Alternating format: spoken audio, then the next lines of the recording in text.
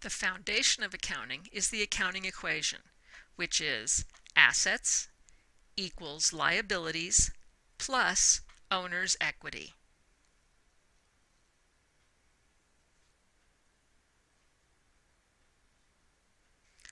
Assets is the classification that represents anything that the business owns and uses to run the business.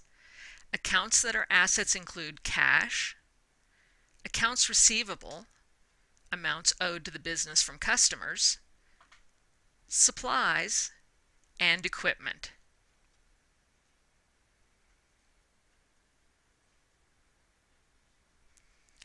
Liabilities is the classification that includes anything that the business owes to creditors. Accounts that are liabilities include accounts payable, amounts owed by the business to vendors, usually due within 30 or 45 days, and notes payable, longer term than accounts payable.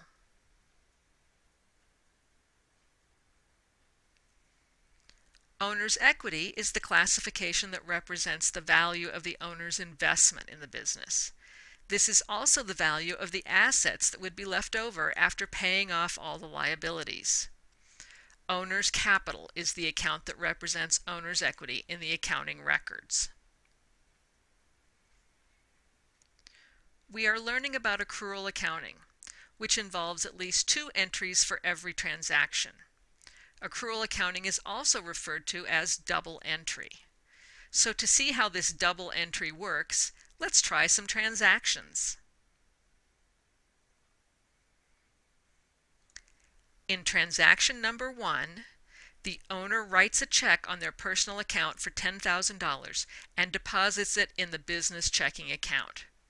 That increases assets in the business and also increases the owner's equity. The business now has an asset, cash, and no liabilities, so owner's equity is equal to the amount of the cash deposited. Notice that the equation is still in balance with $10,000 in assets equals $0 in liabilities plus $10,000 in owner's equity.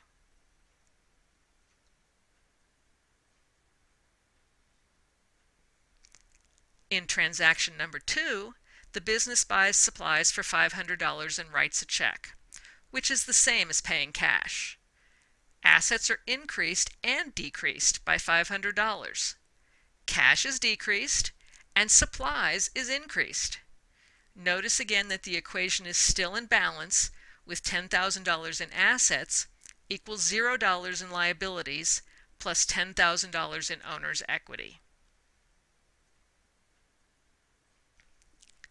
In transaction number 3, the business buys equipment for $2,000, making a down payment of $1,000 and putting the rest on credit. Since equipment is an asset, assets increase by $2,000. Assets are also reduced by $1,000 for the cash paid, and liabilities, accounts payable in this case, is increased by $1,000 because the business now owes $1,000 to the equipment vendor. Again, you will see that the equation is still in balance with $11,000 in assets equals $1,000 in liabilities plus $10,000 in owner's equity.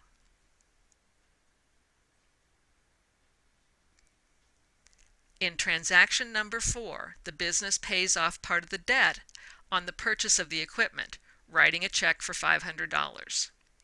Assets decrease by $500 and liabilities also decrease by $500, and the equation is still in balance with $10,500 in assets equals $500 in liabilities plus $10,000 in owner's equity.